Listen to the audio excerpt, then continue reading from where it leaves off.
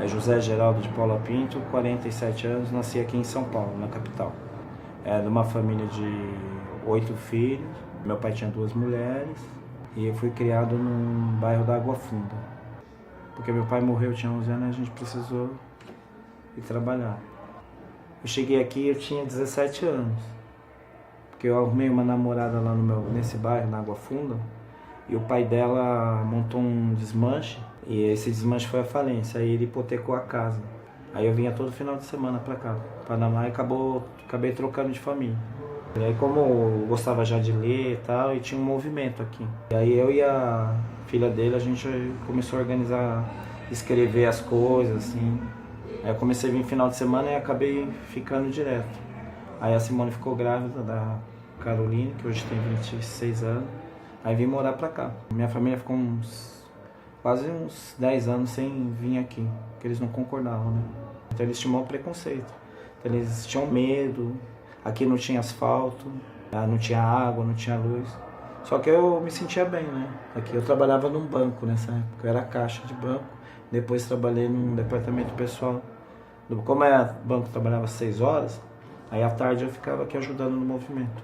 Eu era bem católico, aí ia na missa todo domingo. O padre também ele era bem assim de luta, né? O padre Dedinho, da Santa Divina. Ele era muito perseguido na igreja. Porque o pessoal, até hoje, o pessoal da igreja é a favor de reformar a igreja. Ele usava os recursos das doações para ajudar aqui. Então, o primeiro centro comunitário, ele que é aqui o da mina. É a igreja que construiu ele, né? Não a igreja, que a igreja era contra ele. Aí ele pegou aí, uma época, falou comigo que se eu não queria sair do banco, que a igreja pagava o mesmo salário que a gente chama de liberado. Aí eu aceitei, aí eu comecei a sair do banco, eu ganhava de equivalente a 5 salários mínimos. Aí começaram a pagar um salário mínimo, 2 salários mínimos e meio, a metade. Mas aí eu gostava, aí fiquei liberado até hoje, de 83 até hoje. Quando eu era pequeno o pessoal falava que ia ser padre, eu já tinha assim uma vocação, né? E assim, a questão da satisfação, que eu me sentia que eu estava sendo útil, né? No começo a gente organizava o pessoal para contra-despejo, que a UNAS era uma comissão de moradores, né? Depois, em 1990, que ela passou a ter um papel mais institucional. Eu sou tesoureiro hoje, a gente escreve projeto. Então, por exemplo, às vezes o governo abre edital, que eu acho bem mais democrático. A gente foi muito usado nesses 30 anos, né? Usado assim pela direita, pela esquerda, pela igreja. Então acho que a UNAS ela tem um papel muito das pessoas exercer a cidadania, de luta por direito, né? A gente aprendeu a fazer política assim na porrada também, levando e vendo que as coisas não... Se a gente tivesse a consciência que a gente tem hoje, isso aqui estava muito mais avançado, se tivesse há 20 anos atrás, né? E tem pessoas comprometidas, né? Que também são perseguidos porque quando ficam nessa ideia da gente de empoderar, eles também são perseguidos, né? Então a liberdade é uma coisa cara, que a gente era massa de manobra. Então levavam a gente, por exemplo, uma convenção do partido para levantar o crachá, não acreditavam que a gente podia fazer alguma discussão.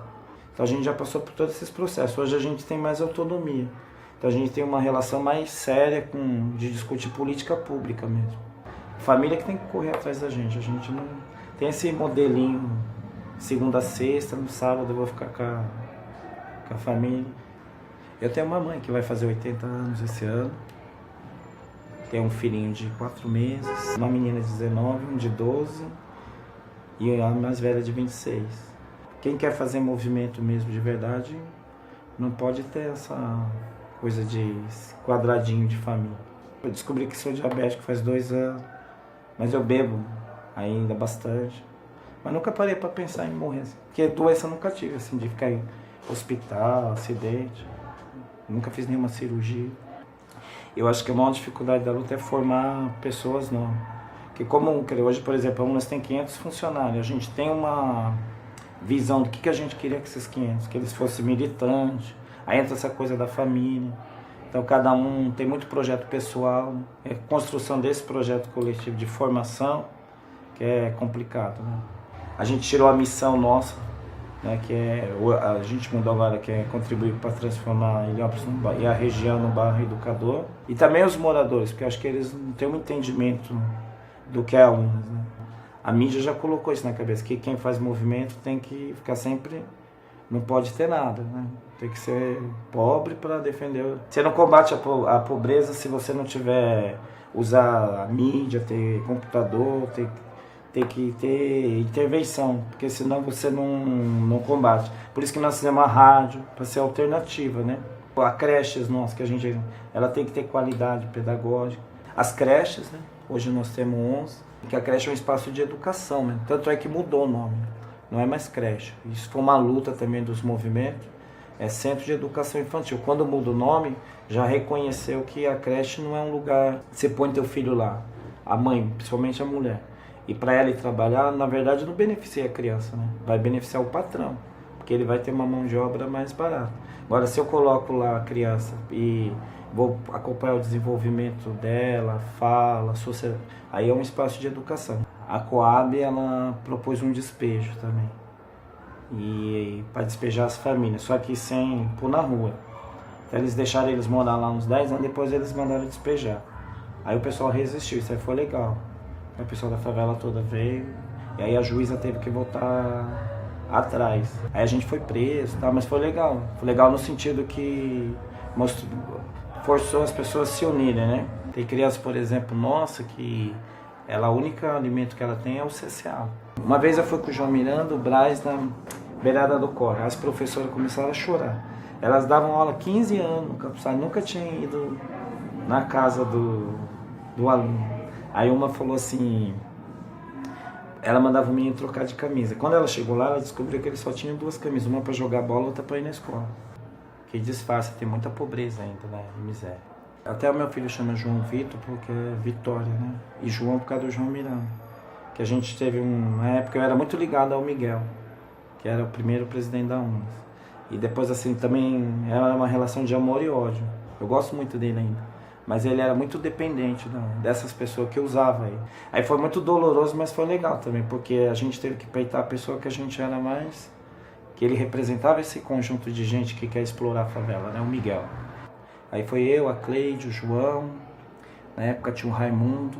A gente estava bem organizado, porque a gente era um grupo grande, na época era jovem, uns 20 anos atrás. E a gente foi para se perder, mas que a gente vai para cima deles. E eles vieram, assim, foi bem legal, que foi uma eleição tipo de uma cidade com dinheiro, eles vieram com muita grana mesmo.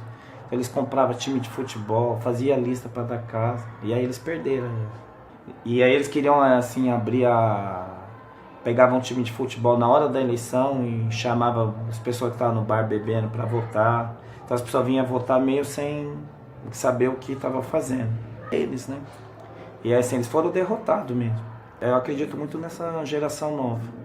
Esse internet, Facebook, essas tecnologias, acho que isso vai cada vez mais minar esse pessoal oportunista. E tem uma geração nova de gente vindo com ética, né, com honestidade. A gente sentou aí para fazer um planejamento até 2016, então a gente tem uma perspectiva de legalização, que é uma coisa que ninguém tem escritura, é um anseio que as pessoas têm.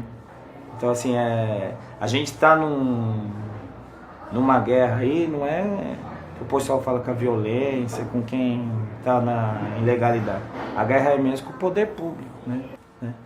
Aí a gente, por exemplo, nós desenhamos com o Rui um Heliópolis 2040, que aí prevê um SESC, prevê as ruas que as pessoas circulam, que o carro não é prioridade, né? Que a prioridade é o ser humano. É legal viajar até lá, né? Porque prevê uma escola que é administrada pela própria, que nem a gente deu um passinho ali no polo, que a escola fosse administrada pela própria comunidade. E aí acho que a questão mesmo é a educação, porque as pessoas só são libertas quando elas têm autonomia e educação, senão elas são sempre dependentes, né? O recado que a gente almeja na Unas é que as pessoas participem, né? E que elas podem dar a contribuição delas, não precisa ser trabalhar porque tem gente que trabalha, mas tem gente aí que, principalmente jovens, que sabe mexer, sabe fazer alguma coisa, que pode se engajar aí pra gente, porque sozinho a gente não vai mudar nada aqui, né? Então, que a gente está aqui é cumprindo um papel hoje. Mas é que a gente precisa de cada vez mais gente, né? Não de oportunismo, assim, mas mais gente engajada para tentar mudar essas coisas. Senão daqui 20 anos a gente vai estar falando de novo de favela, que precisa de ajuda, né? Acho que vai chegar um dia que a gente vai poder até fazer essa solidariedade com outras pessoas.